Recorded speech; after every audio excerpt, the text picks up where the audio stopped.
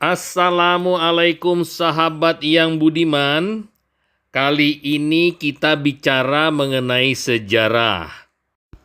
Saat ini kita akan menceritakan buku yang menarik berjudul Nusantara, A History of Indonesia, karangan Bernard H. M. Flekke. Kita sampai di bab 3, yaitu membahas pendiri-pendiri imperium di Jawa.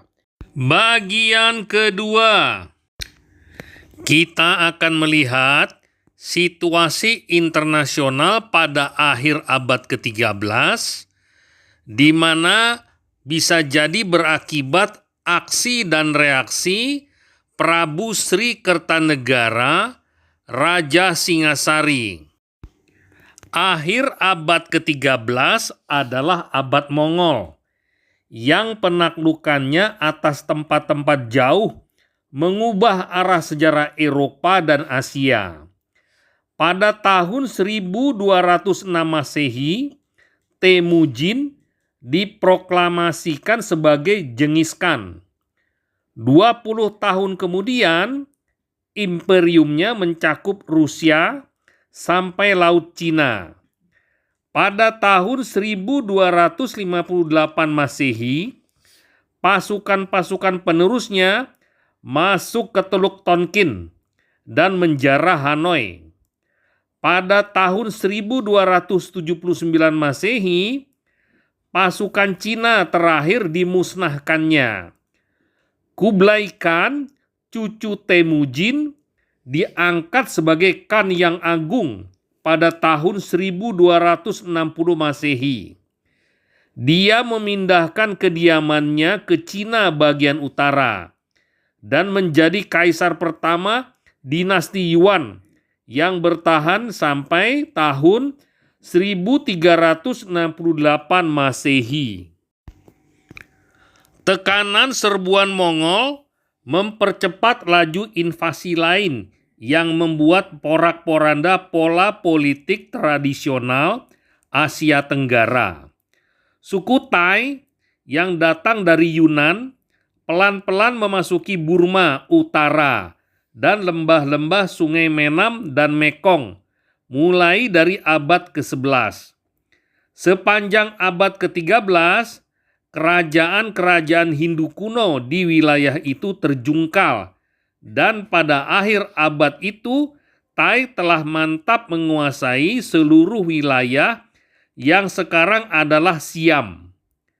Antara tahun 1280 Masehi dan 1290 Masehi, pasukan Kublai Khan Agung melakukan serangkaian serbuan atas Jepang dan negeri-negeri Asia Tenggara. Mereka kurang berhasil, tapi sekadar fakta bahwa imperium Cina yang kuat tapi yang sebelumnya selalu penuh damai, tiba-tiba berubah jadi ekspansionis, pastilah menimbulkan kegentaran di seluruh wilayah itu. Bukan tidak mungkin bahwa ancaman Mongol Cina adalah penyebab obsesi Kertanegara terhadap perkara-perkara luar negeri. Hanya ada satu cara untuk menentang ancaman Cina: mempersatukan kekuatan-kekuatan Asia Tenggara, dan itulah jalan yang dipilih Kertanegara. Tapi bagaimana cara dia melakukannya? Kita di zaman ini punya jawaban siap saji untuk pertanyaan seperti itu. Kita adakan persekutuan politik yang kemudian diperkuat dengan perjanjian militer. Bahkan, kalaupun Kertanegara dapat memikirkan metode seperti itu, bahkan kalaupun gagasan itu tidak sama sekali asing bagi zamannya dan lingkungan tempat ia hidup, itu akan terlalu rumit dan tidak efisien. Usaha bersama untuk memperkuat pasukan pertahanan dengan maksud memusatkan alat-alat pertahanan secara strategis dan didukung oleh kebijakan yang terkoordinasi adalah fenomena jarang dalam sejarah sebelum abad ke-18 dimanapun di dunia. Namun ada dua jalan lain yang bisa dipilih Kertanegara untuk mencapai tujuannya. Dia bisa mencoba membuat kerajaannya sekuat mungkin dengan memperlemah tetangga-tetangganya dan kemudian menaruh kepercayaan pada jarak luar biasa yang memisahkan wilayahnya dengan pelabuhan-pelabuhan Cina, atau dia bisa menggabungkan kekuatan pribadinya, yaitu tenaga dalamnya, dengan tenaga pihak lain, dan meningkatkan kekuatan gaibnya dengan melakukan ritual-ritual ilmu gaib yang dikenal di negeri-negeri lain. Kekuatan spiritual gabungan dari raja-raja yang bersekutu tersebut lantas bisa menyamai kekuatan Kublai Khan Agung yang keberhasilannya menakjubkan itu. Tentu saja tidak dianggap akibat kelemahan ekonomi dan sosial dari pihak yang kalah, tapi akibat kualitas suprainsanikan itu yang dia warisi dari nenek moyangnya atau yang dia peroleh sendiri. Karena itu, Kertanegara bahkan bisa berbuat lebih baik lagi. Dia dapat menimba suatu jenis ilmu gaib yang kabarnya diperoleh Kublai sendiri. Sedikit bukti yang kita punya selain kedua tawarikh itu memungkinkan suatu rekonstruksi fakta yang sesuai dengan salah satu dari kedua cara itu. Ada patung Kertanegara yang tampak seperti Buddha yang sedang bermeditasi ditemukan di Majapahit dan kini ditempatkan di alun-alun kecil di kota Surabaya. Orang Jawa walaupun menaruh penghormatan besar kepada patung itu menyebutnya Jaka Dolok yang berarti jejaka gendut. Prasasti pada patung itu mengatakan bahwa ia didirikan demi raja dan keluarga istana dan kesatuan kerajaan. Nah, patung ini dikatakan didirikan persis di mana menurut tradisi Barada pendeta besar itu pernah hidup. Jadi, Kertanegara mendirikannya sebagai bagian dari kekuatan gaib penolak yang ingin dia pakai untuk menghilangkan akibat jahat dari pembagian Barada atas negerinya. Patung lain dengan prasasti ditemukan di Sumatera di daerah Jambi, di utara Palembang. Di sini, kerajaan Melayu kuno yang pernah kita dengar pada awal-awal sejarah Indonesia tampaknya telah hidup kembali pada abad ke-12. Patung itu datang dari Jawa dan didirikan di sana, di kaki pegunungan di jantung Sumatera. Entah sebagai tanda kemenangan dari Kertanegara atau sebagai hadiah kepada penguasa Sumatera yang mau diajak kerjasama oleh Raja Jawa itu.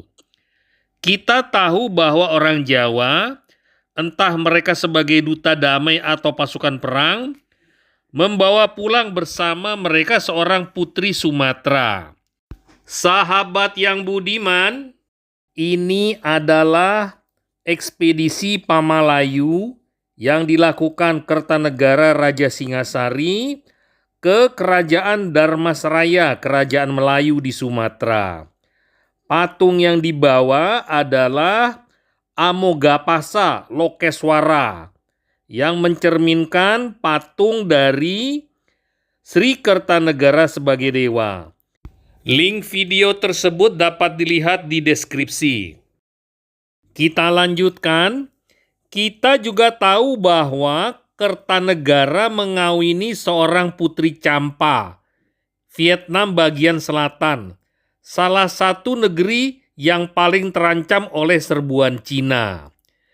Di sumber yang lain disebutkan bahwa putri Kertanegara dikawinkan dengan Raja Campa.